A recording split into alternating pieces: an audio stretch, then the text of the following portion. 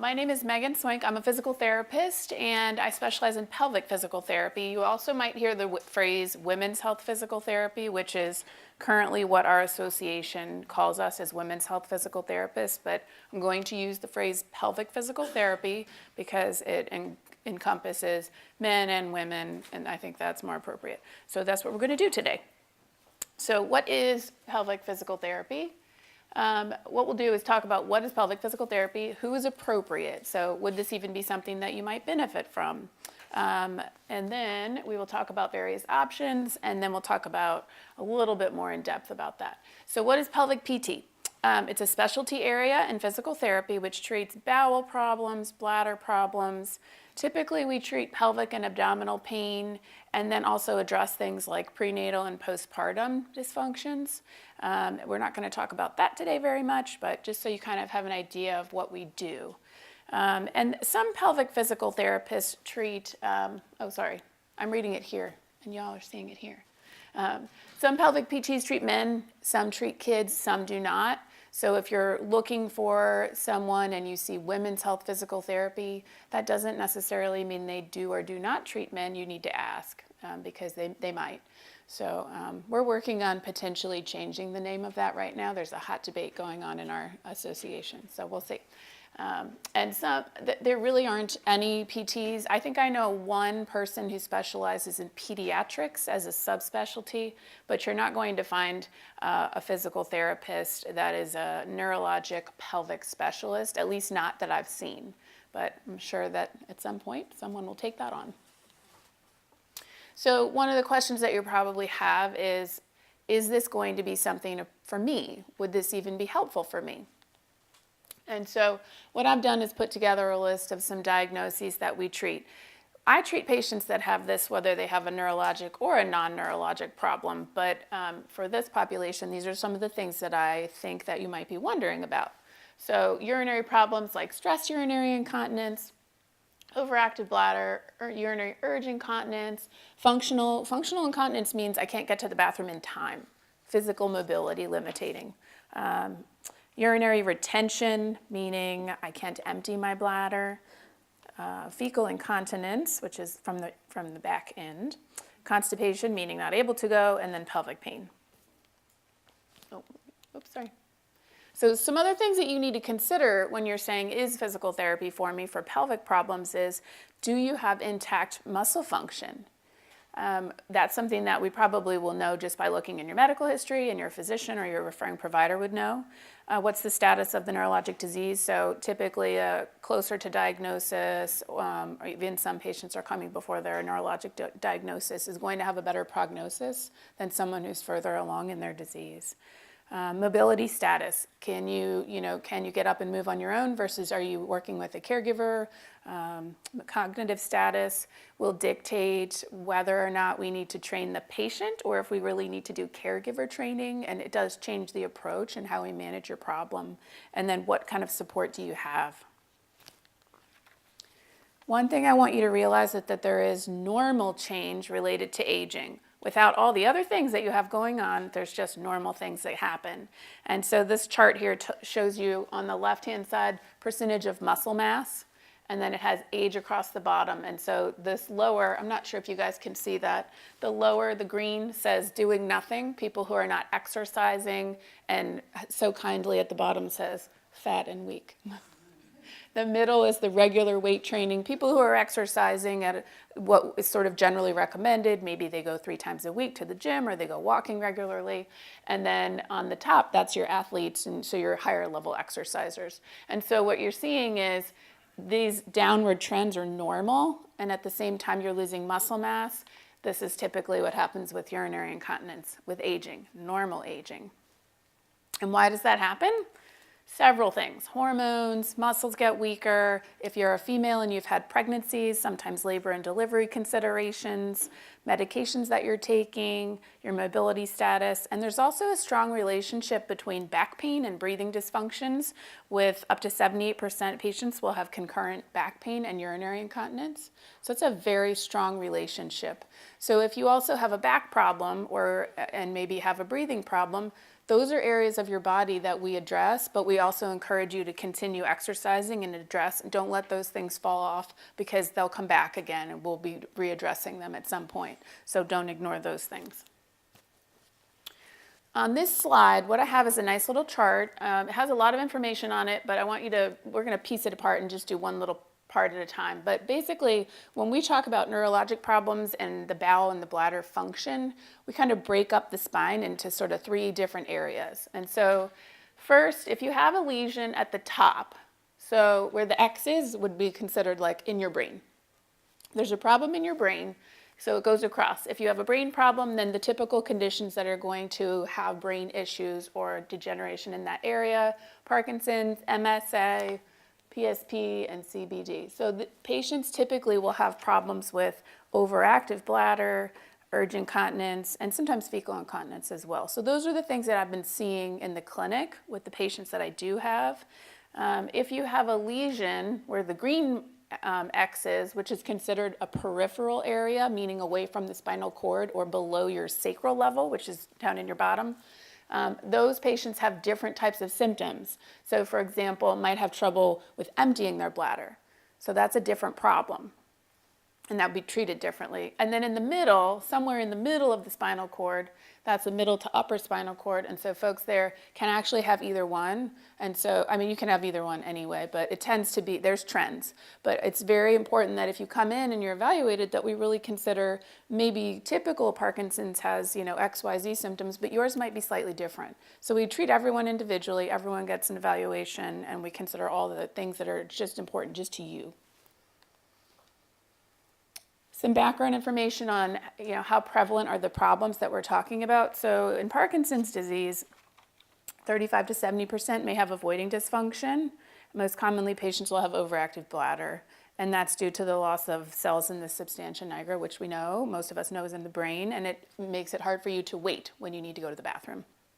In MS, up to 75% of patients may have a bladder symptom or a problem, commonly with urinary urgency. They also commonly have difficulty emptying. So I've seen several patients who sit and they can't get the urine to come out. Bowel issues are also common, up to 70%, and fecal incontinence. So it doesn't make sense sometimes to say constipation and fecal incontinence in the same sentence because they seem like they're total opposites. But if you're really constipated, your body loses the awareness function. And so when something new comes into the bowel, you don't really feel it, and it just kind of makes its way out without you really aware of it. And that's obviously not a good thing. So we can help you with that. And oftentimes MS patients are candidates for things like self-catheterizations and electrical stimulation. Do you guys have a copy of this in front of you? No, you don't. Okay. Do you want to write down anything that I said up here? No. It's fast. Yeah, but go ahead. Okay. I can give you a copy of the page if you want after.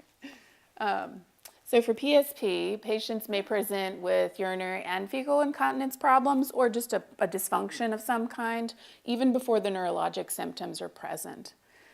Some urinary storage and voiding dysfunctions may be in up to 57% of patients. And in multiple systems atrophy, similarly, sometimes this is the first thing that we see before the neurologic symptoms. And with up to 73% with urinary incontinence, and they may have trouble with bladder emptying. Definitely in MSA, there's a strong progression, weakness of the muscles, and so as the muscles become weaker, typically leakage can become more of a problem.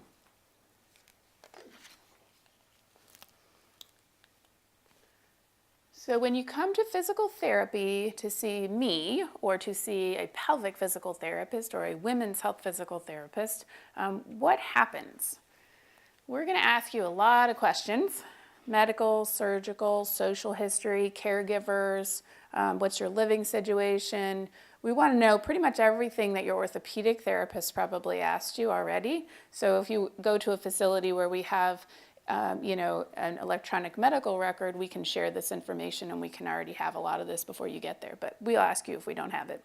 We usually take a strong inventory of your bowel and bladder habits, or like an inventory, and sometimes we'll ask you to do a diary for 2 or 3 days where you take it home and you write down what you're drinking and when you're going to the bathroom and when you have an urge and when you have a leak. And we use that data, and that's something that's used in research as well. So it's a pretty standardized piece of tool that we have, and we just give you that. We have pre-made sheets.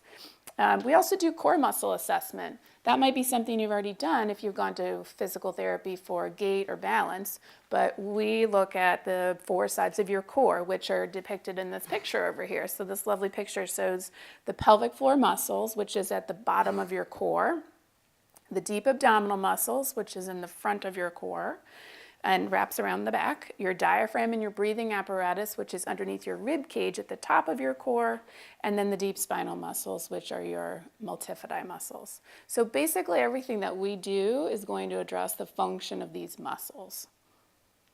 A pelvic muscle assessment is a very specific part of what a pelvic PT does.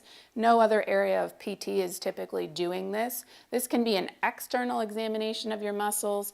We are trained to do internal pelvic muscle assessments.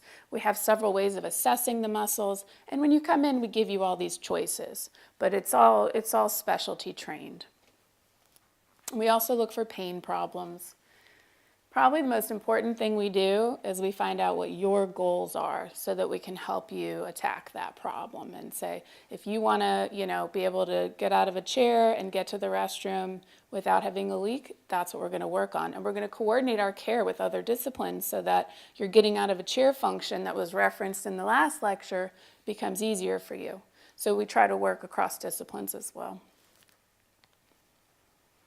So other things to think about as far as specific treatments. I just mentioned some of them, but this kind of lays them out in a different format, so I thought it was useful to look at this. So first of all, education. So talking to the patient, talking to the family. Sometimes it's a matter of what the level of cognition is. Sometimes it has to do more with mobility. This is individually, assigned to you based on where you are in your disease progression. So there's not really one global thing that I can say, except we try to address the individual. Toileting, scheduling. Sometimes this means working with you on if you need to empty your bowels on a schedule so that you don't have a leak when you're in public. That might be a really good way for you to manage the problem that you're having, and we would coordinate that with your medical team.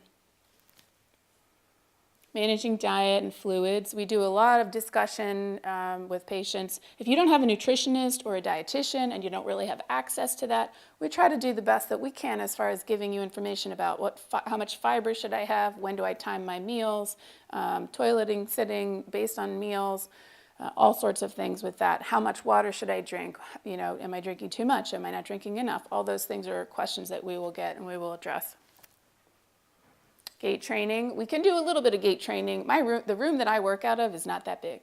So we have to use the hallways, the little racetrack around the clinic, which is fine. And I can give you gait exercises, but most patients are going to also have an orthopedic PT or somebody that's a neurologic physical therapist that's going to be working with them on gait and balance and things like that. But we try to incorporate that if it's logical and reasonable. Sometimes hand exercises, sometimes hip exercises, other parts of the body that are going to affect the core. So, and also getting to the bathroom on time partially is, can I unzip my pants in time so I don't wet myself? That's a big problem for a lot of our patients, and they don't want to wear stretchy pants all day, every day, just to go to the bathroom. So I think that's a quality of life thing that we need to also kind of consider. So we can give you some basic exercises for that as well. Core exercises references the core that I brought up on the last slide. So what are the things that you're doing to exercise your abdominal muscles, your breathing apparatus, all those things. And then there's other things like higher level modalities. That's a picture of something called electrical stimulation, percutaneous, meaning a needle in your skin. We don't have to do that in physical therapy. They do that in the doctor's office, but it's a higher level intervention. So that wouldn't be the first thing that you would do. So potentially at a later time. So this slide is about what I would want to work on, what my goals are to work with a patient. And so my goals are to educate the patient on what's realistic. What do we think you can achieve? To work with your medical team and to address the whole person. So we don't just treat your urine problem and ignore if you have like constipation at the same time. It's not going to work. It's not going to end up being a good solution, and you're going to be frustrated. So we really do take into account all these other problems, including how hard is it for you to get to the bathroom and how your fingers work. And then we also look at if we can't manage those other components, we refer you to the correct person. So let me catch up. So referring to other specialties, whether that's you haven't been to neurologic physical therapy and we think you could use that, or if you need a splint because you have a finger that won't move appropriately, we can get you to a hand therapist. We can help facilitate all those things. And then to gain rapport. So logically, most patients who have a neurologic problem, a degenerative one especially, they're going to have trouble probably, in the future. And so if we treat you once, it doesn't mean we're never going to see you again. Probably going to see you again. If you want to come back, that's something that I try to work on with my patients, is gaining a rapport and letting them know that I'm there for them. They email me, they call me. That's a normal thing that I do. I don't know if everyone does that, but I definitely think that it's helpful to the patient. So if they just have a question that pops up, that I can answer that easily, or I say, you know what, I really think you need to come back to PT. So this is probably one of the big questions you have. What can you do for me? What's gonna change? What's the outcome potentially gonna be? And I don't know if I can answer this as satisfactorily as it would be for you, but I do have a couple patients with some significant success stories with neurologic problems. And pretty much it's about managing the symptoms and getting ahead of the problem. Some of it is muscle strengthening, but I've seen patients improve urgency delaying, so being able to wait to get to the restroom so that they can prevent leakage. I've seen patients with decreased leakage. I've seen patients who've had a lot of UTIs that we'd be able to reduce their urinary tract infection risks and reduce their reflux and improve their bladder emptying. I've worked with patients that we've improved their bowel motility and their straining behaviors, which is detrimental to the pelvic muscles, and you want those muscles to be strong. And then here's some other things. These are like this is some bonuses. Potentially sexual function can be improved and or maintained, which is a nice quality of life piece, something that we address that no other specialty in physical therapy is probably addressing with you. And then using the core more efficiently helps promote your pelvic joint stability, which is important for movement and function, and to improve the quality of life. And just as I probably already sort of said this, but just most of the time with a neurologic degenerative problem, you are going to have some changes over time. But we want to be there for you. We want to be the person that you call and say, hey, this is going on. What should I do? And then finally, this slide is just about how to get a referral to pelvic physical therapy. If you think that it might be something that you need or want to try, you need to ask your referring provider and see if they, think, gosh, maybe that could help you. And so this is how to get a referral. So that you just ask your provider. If you're looking for a PT, there are a couple places. There's two websites. One is womenshealthapta.org, and there's a PT locator, and you can search by zip code for a licensed practitioner who practices pelvic PT. And there's also one called pelvicrehab.com. So those are the two credentialing companies in the United States that have providers that are considered specialists in pelvic physical therapy or women's health physical therapy. But providers have to put themselves on these websites, so it's very possible, and it is, I know there are folks out there who practice this specialty but haven't done the specialty board certification, so they may not be on those websites. So it's good to ask around if you're in a rural area or you can't seem to find anybody locally. Ask for help and see if you can solicit some help, someone to help you find the right practitioner, because they're out there. All right. Thank you very much, everyone. If you want to write down my email, you can send me questions later.